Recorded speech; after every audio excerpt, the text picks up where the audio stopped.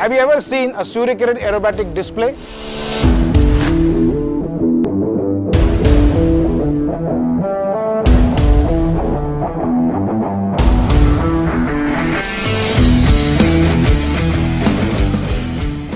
Hello and welcome everybody to this fortnightly series of Crew Room Conversations.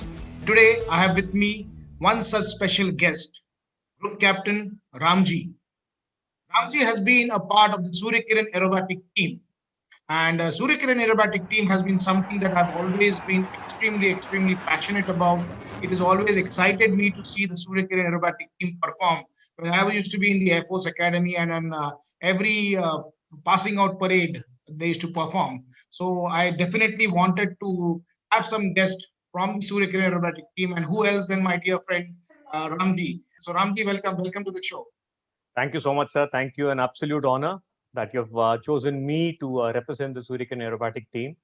And it was an honor for me to wear the red overalls and represent Indian Air Force, showcase its professionalism to the country and to all the civilian public. And again, an absolute honor once again to be telling stories to the quintessential storyteller of Indian Air Force.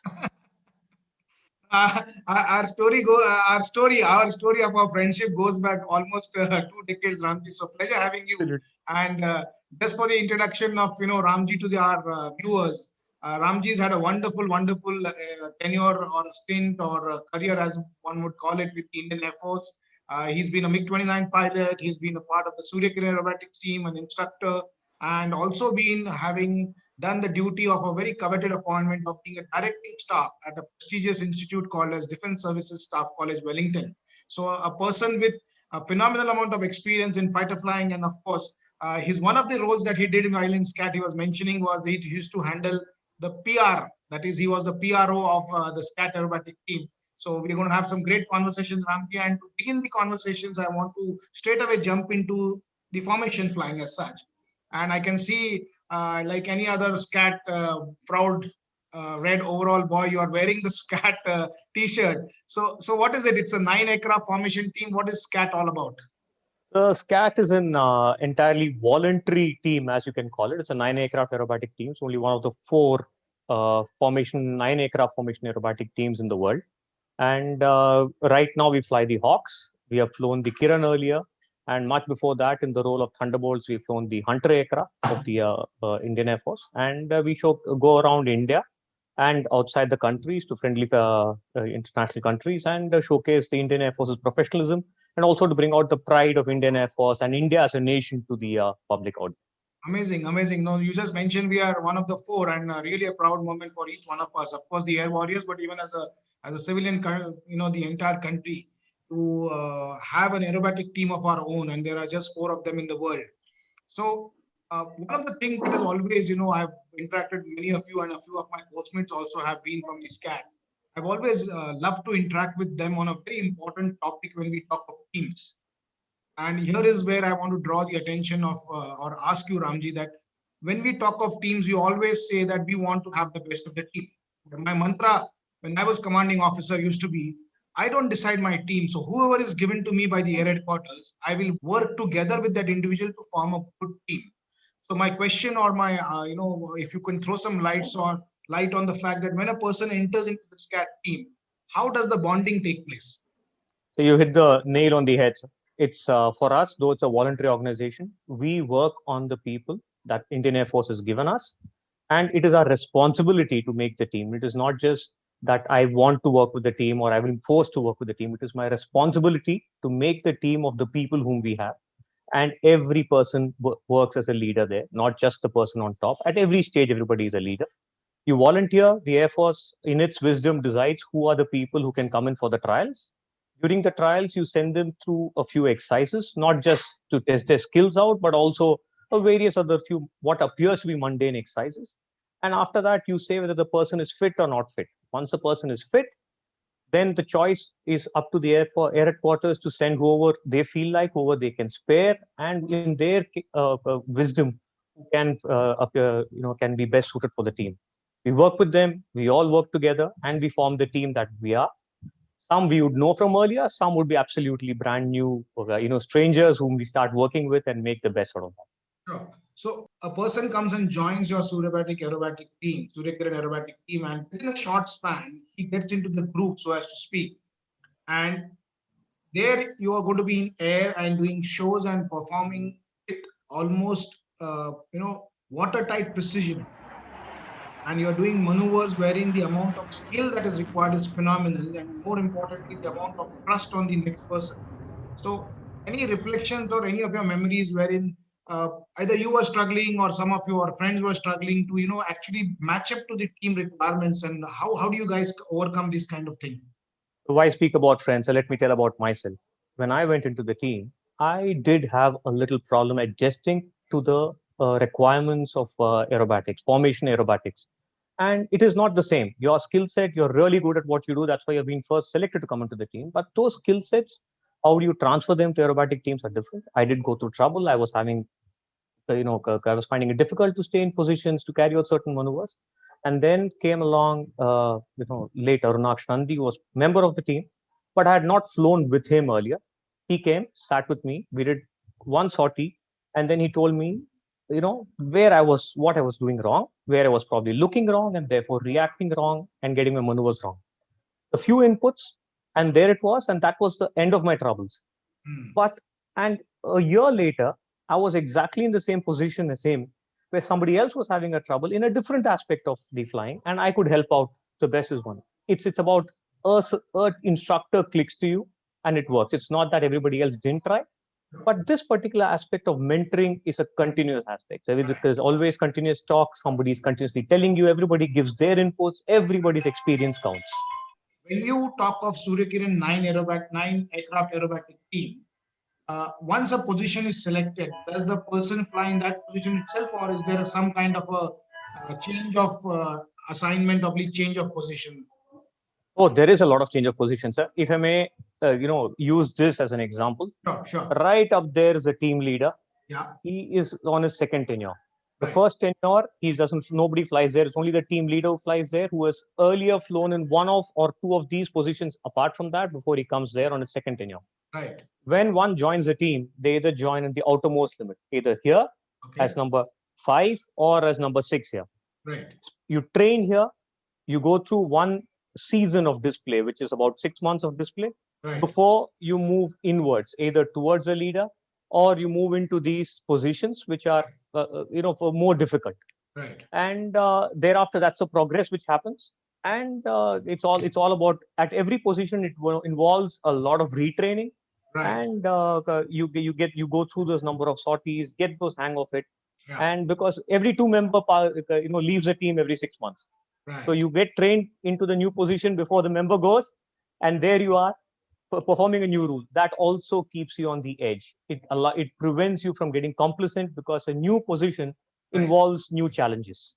I completely can understand what you're saying. And when I talk from a typically a corporate perspective, when we talk of change management, one of the things that we need to understand is the processes have changed.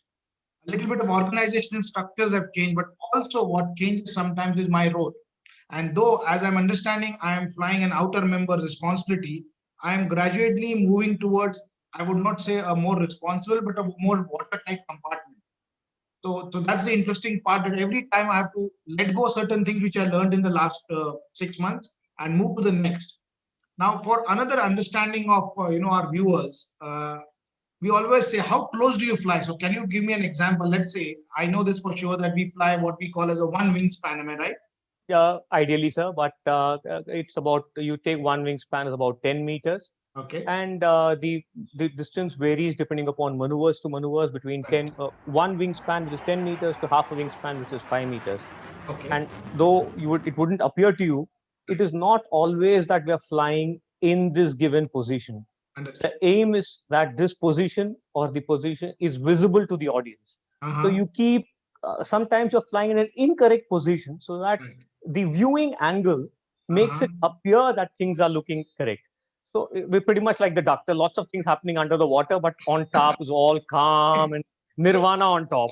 Yeah, you are telling this to a helicopter pilot. So I always keep saying, Ramji, that what appears to the outsider, that the helicopter is hovering steady, you don't know what's happening inside. And it's the same for close formation, that the crowd which is there should be able to see that particular maneuver in the best of its So I take this clue and I quote Brené Brown that we are, perfectly imperfect, I would say.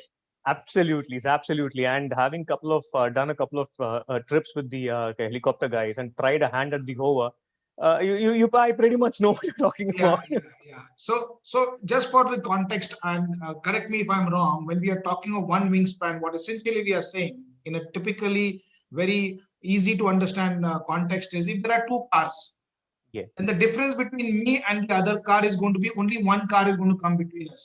And absolutely, whatever the other car does, that means the lead car does, I have to follow that particular. So if he throttles up or if he goes faster, I have to go faster.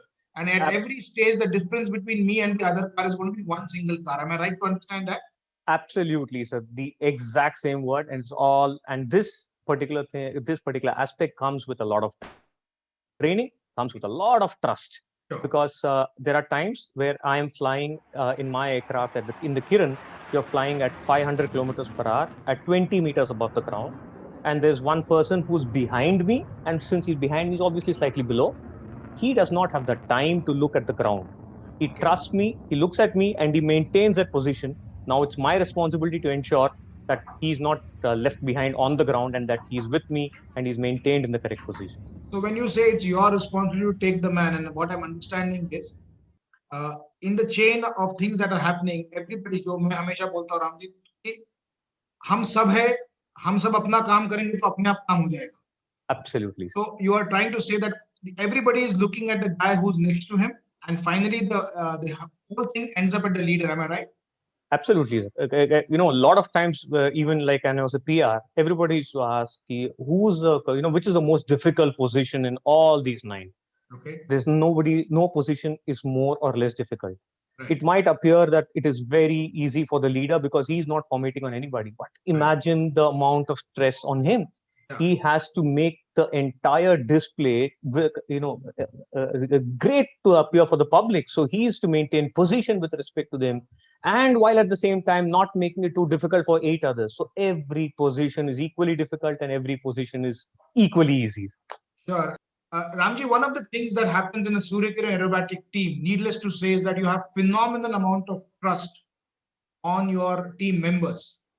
So coming from that particular paradigm, what does the word trust in team within team members mean to you as such? Trust and team are synonymous. You cannot have a team without trust. And let me put it this way: when in the aerobatic team, when I fly in the Kiran aircraft that I was flying, when you fly at 500 kilometers per hour, 20 meters from the ground, I've got one person behind me. For him, he does not have the time to look at the ground to keep himself safe. For him, he looks at me, maintains his position with respect to me, and trusts me to keep him safe. Right.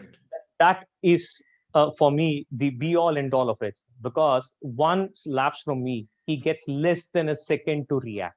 Right. And for me, he trusts his entire life. He's got a family. He's got to go back home. He trusted entirely on me. That's what to me is trust is. If you can understand that, it can place it across everywhere.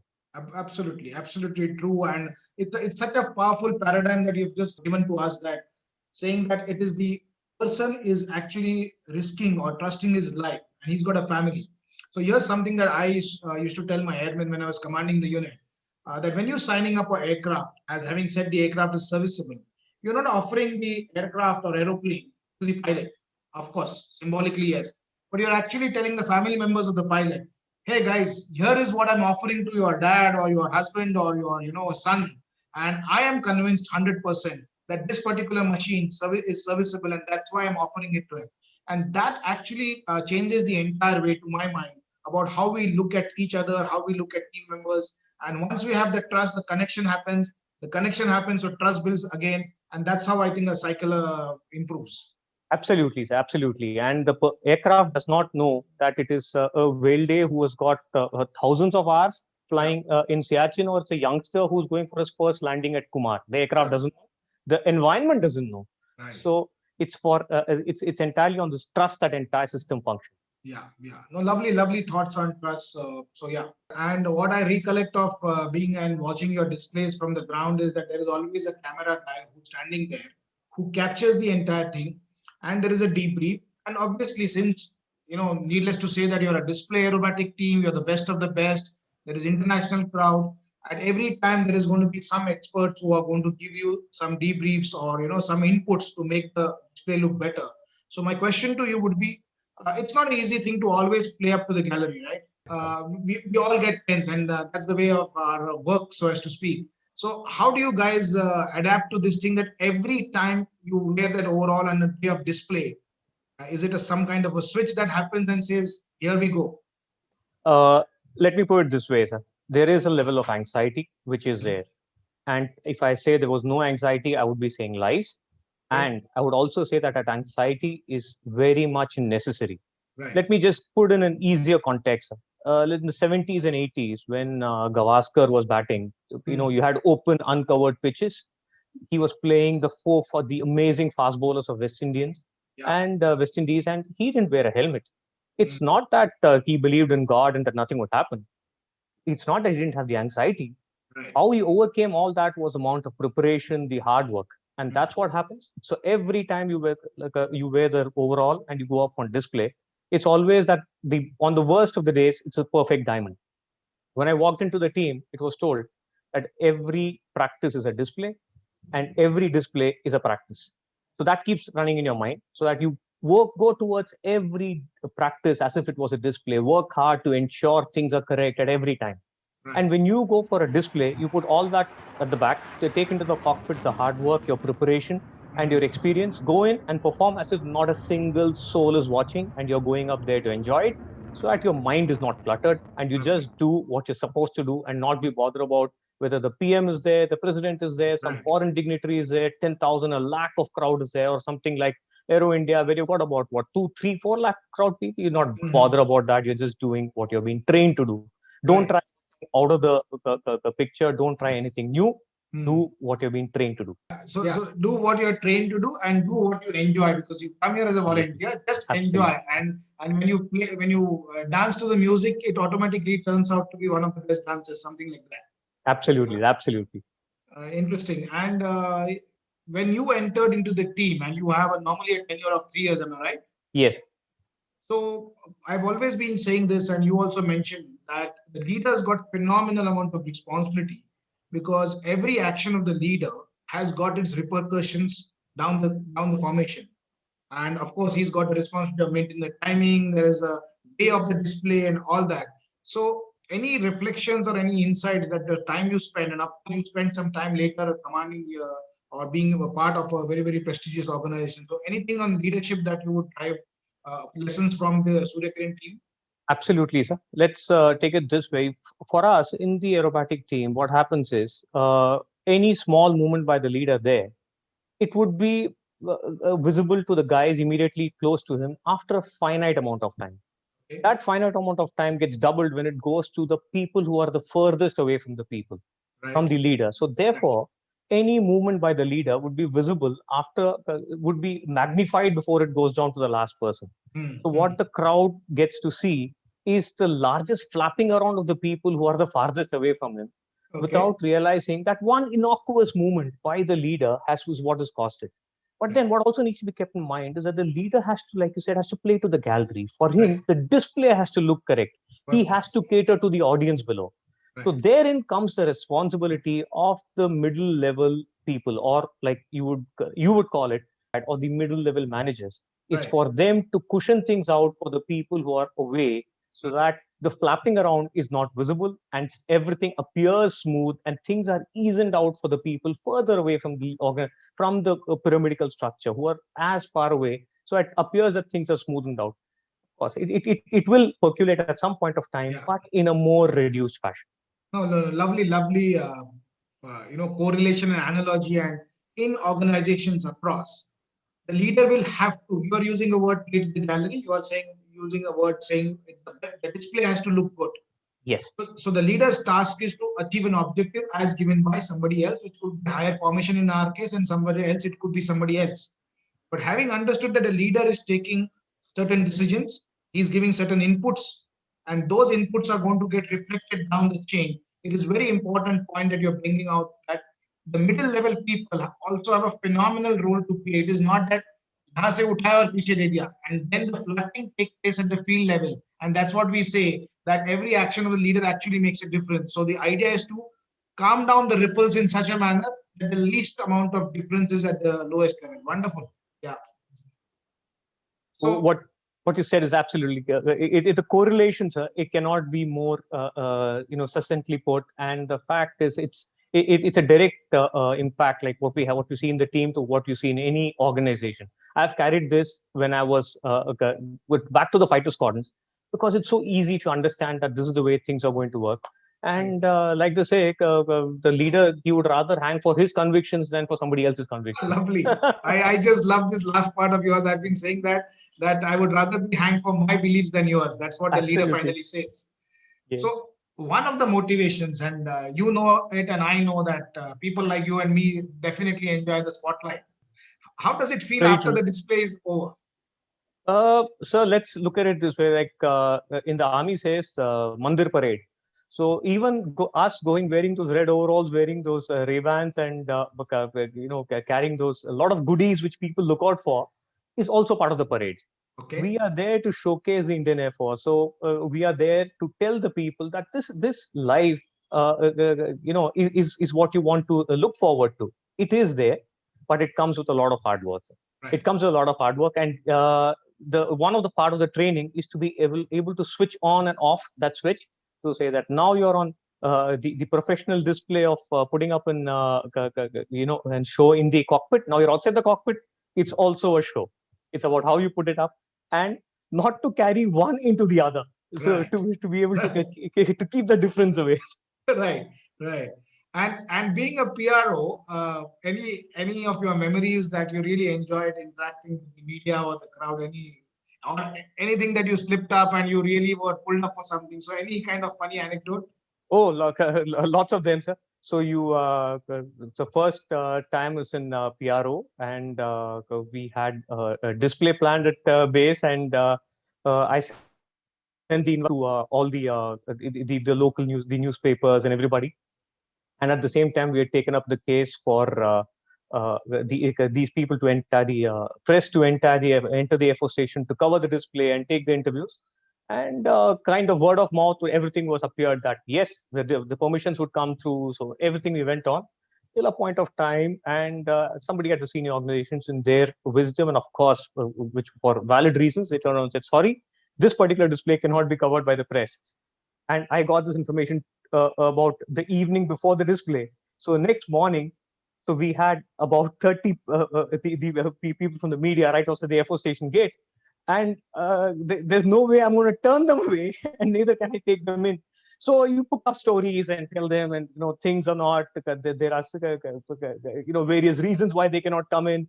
Give them handouts, give them CDs, media CDs. You got to cover it up, and that's the last time I realized that okay, wait for the permission to come before you do send up the display, and take up things well in time. Don't put somebody in a spot. So Ramji, you had a fantastic career in the Indian Air Force. And if I was to ask you that anybody, any youngster who's joining any organization across, if you were to give him any kind of advice to do well in a professional life, what would that be?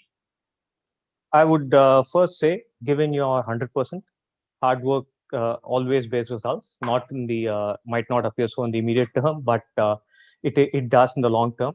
That old saying of hard work never killed anybody, but why I be the first is good for fun, but it's not going to carry it too far. And don't go in with preset notions. Okay. Go in with an open mind. Accept the organization. Remember, the organization has survived longer than we have lived, Right. and go in with open mind, accept what the organization is. We have volunteered to join an organization. Go in, accept it, blend into it, and give whatever you've carried, your experience. As you carry it, it's very important to pass it on. Right. Selfishness doesn't carry too long.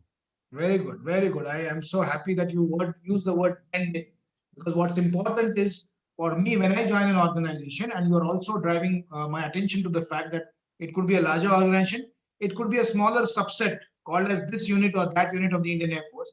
When I join in, it is my responsibility to blend in into that given set of structures and systems. And once I am comfortable with that, then I use my influence, my knowledge, to change the things a little bit, which I think would work more efficiently.